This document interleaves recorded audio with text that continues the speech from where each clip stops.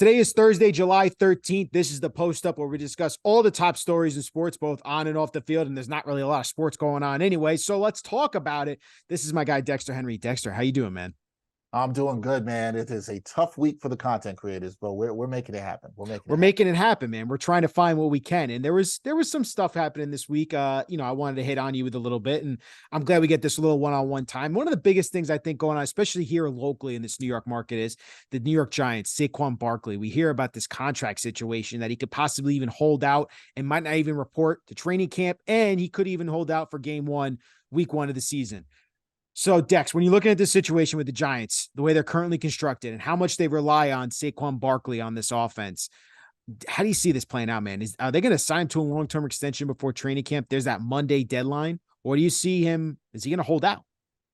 Yeah, I want to say I'd be shocked. I was kind of shocked that it's gone this far because when I had spoke to Paul Swartz, our great Giants beat reporter, about this a couple months ago, he said, I think something gets done by the time of training camp. Obviously, we're here. This is the truth-telling time right now, right, Ryan?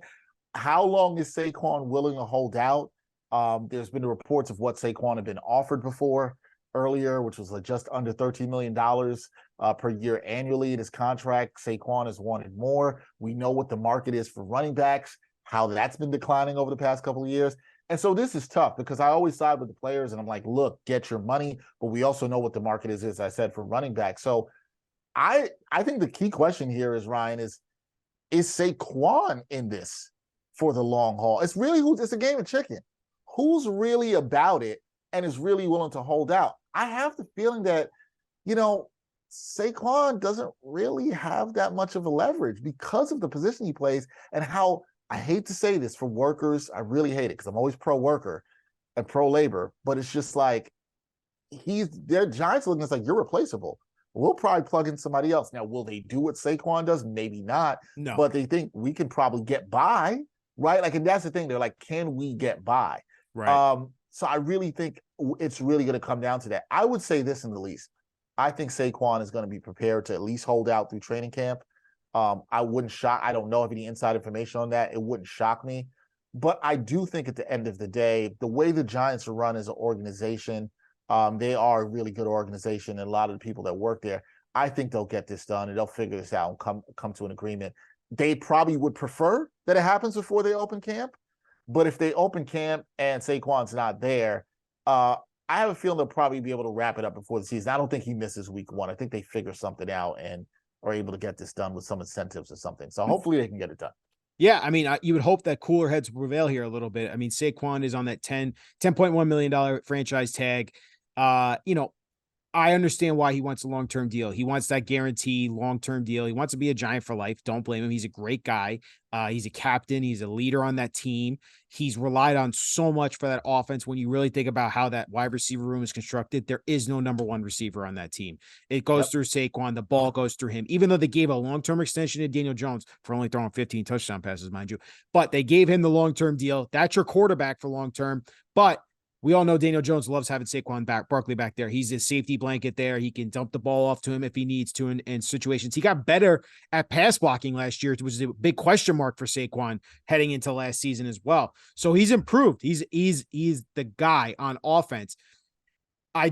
You're fighting an uphill battle if you're Saquon when you're talking about getting paid as a running back, because the running back position is being devalued so much. And the big thing everyone keeps harping on is if you want to win a Super Bowl, if you want to win a championship, you don't need the high priced running back. You don't need to invest draft capital into the running back position, right? Isaiah Pacheco on the Kansas City Chiefs was the leading rusher. He was a 7th round draft pick for the Chiefs as a rookie, led the team in rushing. He's effective. Yep. So you don't need a star running back. Now, while having Saquon helps your offense and maybe masks your other issues on offense, whether it be a weak offensive line, you're not so great at wide receiver, maybe your quarterback is a little overpaid, isn't as talented as you think he is, Saquon does all those things for you so that he has a little bit of leverage in that sense. But like you said, I don't know if it's there. I don't know if it's there to him get that money, that fully guaranteed, that not the fully guaranteed, but the amount of guaranteed money that he wants. Because from all reports from our guys in Dunleavy and Schwartz at the New York Post, he's only getting 19.5 offered guaranteed. If he were to play on the franchise tag this year and next year, he'd be guaranteed $22 million in 2 years. You're offering him less than that over a long-term, let's say a 3 or 4 year deal. Saquon has a point there. He has a point there, and that tells you how the Giants are looking at the position, right? And everybody's looking at the position. You bring up a great point. Somebody might say, well, Ryan, Isaiah Pacheco, he's an outlier, right? 7th round pick. And it's like, no, look around the league. You'll have a lot of draft picks in terms of running backs that are not top picks, that are not even the first couple of rounds. Breece Hall with the Jets last year, second round pick. Yep. Second round pick, right? You get him there. You're finding value even lower, and it's about value. Again, I am pro labor, pro the workers, pro the players, especially in a violent sport like football. I want to see them get their money. The problem is it works against Saquon. He has a good point saying that, hey, if I take this $10.5 million franchise tag, even if I do it for 2 years, what happens if I get hurt after year 1? Then I don't get that guaranteed money. Right. You don't get that franchise tag the next year. Right. You're not going to get it next year, right? So he's trying to cash in while he can now. And I don't want to hear this from Giants fans to think that Saquon's being selfish. No, Saquon's, it's always a battle in business. Saquon's trying to get paid and get that bag. And the Giants are trying to make the best investment for them. This is just business.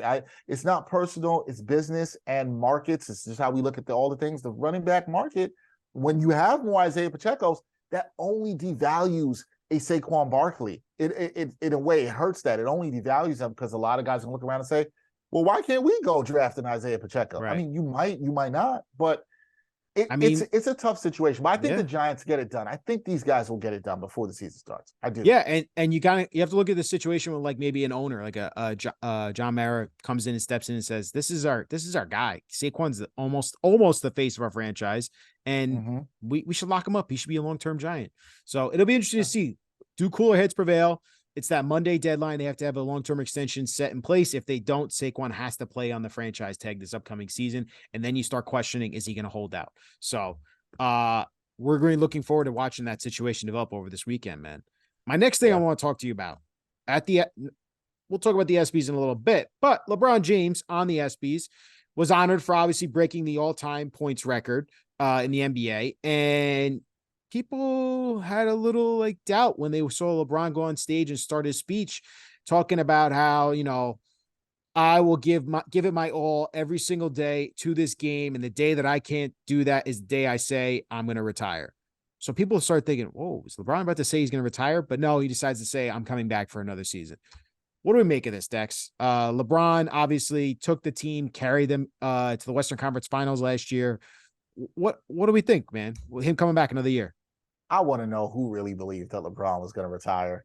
Even when he had that, those cryptic messages after, that he said, or his statements after the Western Conference Finals with the Nuggets, I didn't see him retiring. He wasn't walking away from the money on the table. Look, but I mean, he's given a lot to the game. I think that's him letting people know, because LeBron could be a little passive aggressive sometimes, letting people know, look, I still got it. Which he's proven, but the problem is LeBron just can't play heavy minutes anymore. He can still ball at a very high level, but also father time comes for us all. And at some point, so yeah, I like that LeBron did this at the ESPYs. It's very LeBron that he did this at the ESPYs. It's like, I'm going to make my statement that his whole family up on stage. Yeah, I still have something left to give to the game. I get it, but I never for once thought he was retiring this year. I also think LeBron's the kind of player that when he is going to retire, he will announce it before his final season, and he's going to want the farewell tour. I don't know why I couldn't say that. No. Farewell tour. And all of that stuff, he's going to want that, kind of like we saw for Kobe, rest in peace, before his last season. So I think he's going to want that. But LeBron is great at making it, and I don't mean saying this a selfish way, of knowing his star power making it about LeBron in the moment. He knows this, and he plays it very well, and I can't even be mad at that. But yeah, I never thought he was retiring this season.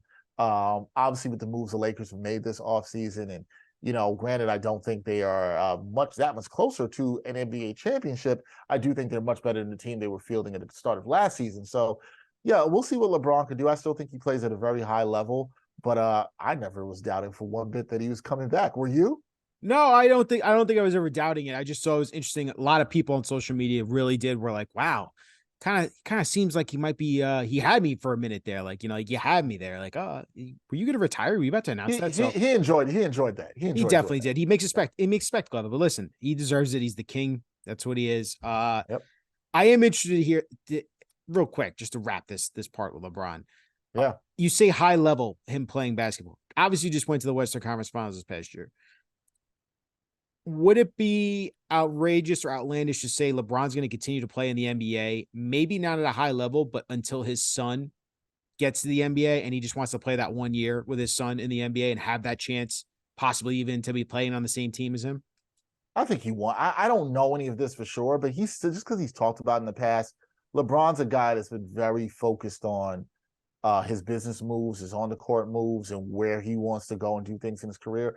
The fact that he talked about that, I think he wants that to happen. I think his hope is that Bronny's one and done at USC, and he, depending on where he gets drafted, and his contract, I believe, would align up with that, or he'd have one more year with the Lakers. Don't quote me on that. And then he might be able to go play with his son or whatever. I think he wants that. And kudos to him. Yeah, at that point, he probably won't be playing at a high level, I would say, but probably will still be good. I think the point when we see LeBron is not at a high level. This year, there was flashes where you saw it, but you also could see the fatigue. And when you're asking him to carry the load, how that doesn't work anymore. But listen, for him personally, I root for good things for people, and it's like I'd love to see him have the opportunity to play with his son. That's dope. That's great. That has to be an amazing feeling to know you're one of the greatest NBA players of all time, and your son gets to play with you for a year. We saw it with the Griffeys in baseball, and it would be nice to see it with the Jameses in basketball. I think that'd be a cool moment. So yeah, I think he sticks around to make sure he plays with his son. I Yeah, think and so. I think that key element, if he's still playing at a high level, does he give the Lakers that chance to win maybe another chip? I think ultimately we'll see. Yeah, it'll be interesting. It will be interesting. And another thing that was interesting this week that we saw was the New York Yankees decided to change up their uniforms a little bit. Well, I shouldn't say change up the uniforms, but in all actuality, they broke that barrier of being the New York Yankees, and this is the pinstripes. We'll never change. We'll never put the names on our back. They announced they're going to have a sponsored patch on their left shoulder, and it's going to say Star Insurance for $25 million a year. You get to have a patch on the New York Yankees classic uniform that's been sworn and donned by the best in baseball history. Something that Yankees fans have cherished. That uniform has never changed. It's been the same since the 30s and now, but that's changing now, Dex. So what was your reaction when you saw that patch on the Yankees uniform? My reaction was very simple to this. There is a price for everything. That's what we should know here. Everybody's got a price, right? I was talking to somebody about this, might have been a couple years ago, and they said to me, we were talking about naming rights on stadiums, and we're like, hey, would you think the Yankees would ever do that? And it's like, right. And it was like, man, I can't see it. I can't see this company in front of Yankee Stadium. It's always going to be Yankee Stadium. And I was like, you're assuming that Hal Steinbrenner is going to operate the same way as his dad, and they're going to hold on to those traditions, right? I'm not necessarily so sure about that. And the way sports is going, especially with family-owned organizations, they're now competing with these hedge fund managers and people who have money from all different places in terms of owning these teams. Just look around sports. The money's different. We've talked about the Saudi money coming into sports, right? You got to compete, and you got to take that money from where you're going. So I think this is the beginning for the Yankees. And what I would be interested to see the Yankees, if you're going to open it up, you're going to take money and get some naming rights on the jersey with the patch and everything. And it doesn't bother me too much. I'm not somebody who holds on to tradition. It's ugly. I don't love the patch. It's not a great looking patch. I'll definitely agree with that. And here's the thing. I also will say this as somebody, I understand it's about the money. We are in an over commercialized, over advertised society. I think we do too much with it. It's a bit much. I will say that. Even you go to a sports game, look around, you're at Citi Field, Yankee Stadium, you're at MSG, wherever you're at, you look around, you see nothing but ads. You can't get away from it, right? But this is the world we're in, and we're probably never going back, right? Like, this is just what it is, because money talks. Yeah. What I'm intrigued to see with the Yankees, if you're going to get rid of this tradition with this patch on the jersey, can we finally put an end to this ridiculous notion that you can't have facial? on Knew the you were gonna Yankees. go there. I knew you were gonna go there. Can we get it's archaic. What are we doing? What are we doing this for? Like, what are we doing? It's a bit hypocritical, right? I think so too, right? You can tell players you can't, you have to have clean shaven, but you're gonna wear that jersey with the patch on now because we're gonna take that money. And somebody will push back to you, Ryan, and say, well, they're your employer and they can tell you whatever you want to do. Correct. And I understand that. What I've been asking somebody for a long time, I've never had the answer to this. Why do the Yankees do that? Why is there this facial hair rule? Why does it exist? What purpose does it serve? Good old George. But why? That's telling me who. I don't know. I know, why. And that's the funny part you brought up there is about George, the Yankees uniform. I'll never touch it. We'll never have names on the back of our jerseys. Yep. We'll do patches now. Like, we'll never allow guys to shit. Yeah, guys have to be clean shaven and the hair can't go past their neck. But we're going to stick with that rule because it doesn't bring money into us. That's why. That's really why they're never going to change it. Which goes to the point, if it comes down to dollars and cents, they're going to do it.